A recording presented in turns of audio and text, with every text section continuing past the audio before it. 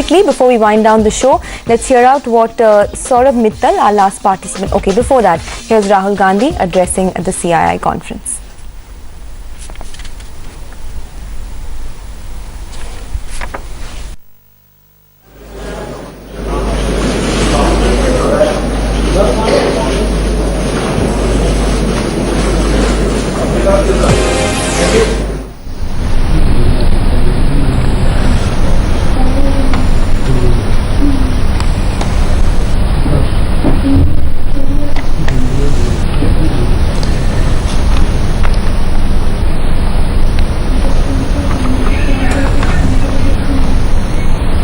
Just waiting by for Rahul Gandhi to start speaking at the CII conference. Remember, this is going to be a very interesting conference. This is the first time in his 9-year-long political career that he will be addressing a power gathering. He has almost never addressed the media or any kind of power gathering before, and this comes at a very interesting time because many analysts indicate that the Congress is trying to repackage Rahul Gandhi at a time when Modi has been elevated in the BJP. So let's see what kind of comments Rahul Gandhi makes. Ladies and gentlemen, on behalf of CII, it is my privilege to welcome Shri Rahul Gandhi to the CII Annual General Meeting 2013.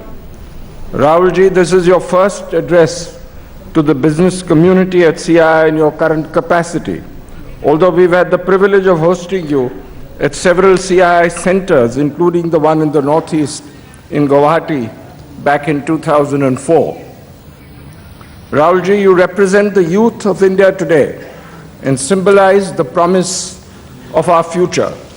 We are therefore particularly happy that you have joined us at our AGM focused on India of tomorrow, imperatives of growth, security and governance.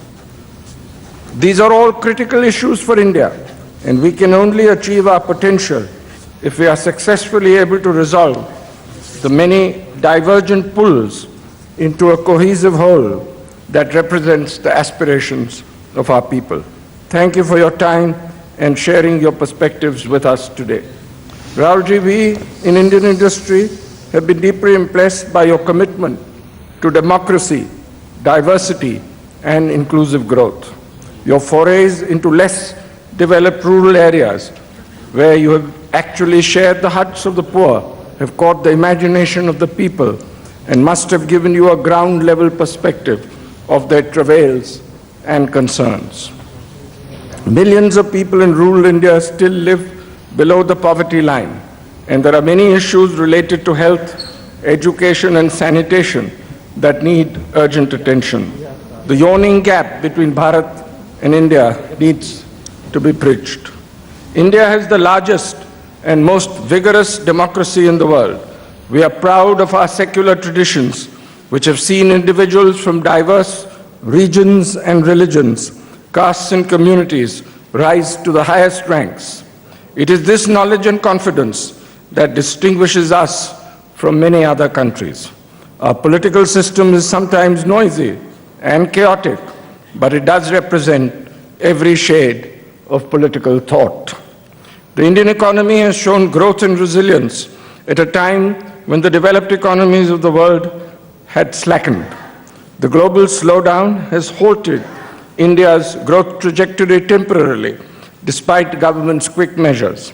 Since then, the Indian economy has been experiencing troubles related to industrial growth, decelerating investments and savings, export performance, and inflation.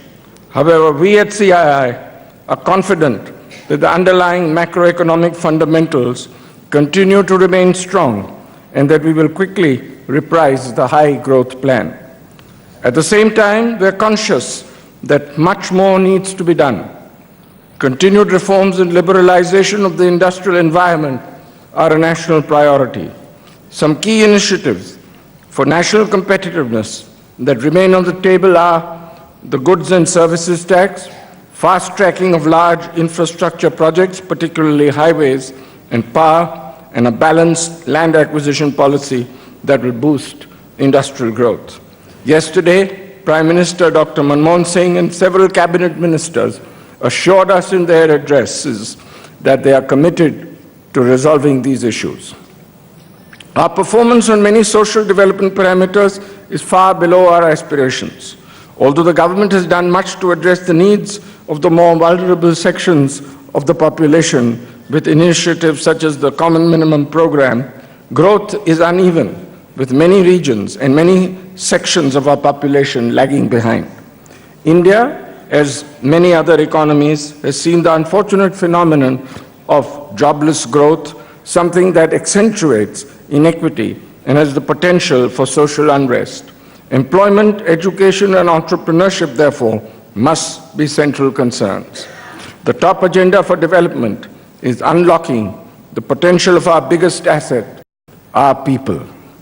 CII for many years has understood that businesses cannot succeed in societies that have failed. It has therefore leveraged its position as a leading industry organization to drive an intense development agenda. For this, we recognize the future lies in the hands of our youth. We have therefore started a movement within CII called YI, Young Indians. This is a platform to enable participation of the youth from all walks of life to collaborate and create the India of tomorrow. Rahulji, we encourage you to consider your patronage and involvement in this CII initiative. It is important that we bring all our stakeholders on the same page and enhance our efforts collaboratively. At this point today, I cannot help but recount the immense support and encouragement that CII had received from your late father, Prime Minister Shri Rajiv Gandhi, who had imparted a directional shift to the roles of government and industry in shaping the future of our country. Soon after he had assumed charge as Prime Minister, he had invited CII to accompany him to Moscow. This was perhaps the first time that a business delegation was part of the official delegation. His initiatives transformed the relationship between government and industry, ushering in a new era of collaboration between the two in evolving critical policies, giving the highest importance to private enterprise, technology, and globalization. He played an instrumental role in liberalizing and reforming the Indian economy. The trust and confidence that he bestowed on us helped CII take on a much larger role in economic development. As a result, Indian industry today has come of age. It is now global in outlook, innovative in mindset, and competitive in practices. It has internalized the tenets of corporate governance and social responsibility, inclusivity, sustainability, and global competitiveness are its abiding principles. Industry can strongly partner the government in inclusive growth and social development, leveraging the tools of technology. With that promise, may I now invite Shri Rahul Gandhi to share his views with us on the India of tomorrow. Thank you, ladies and gentlemen.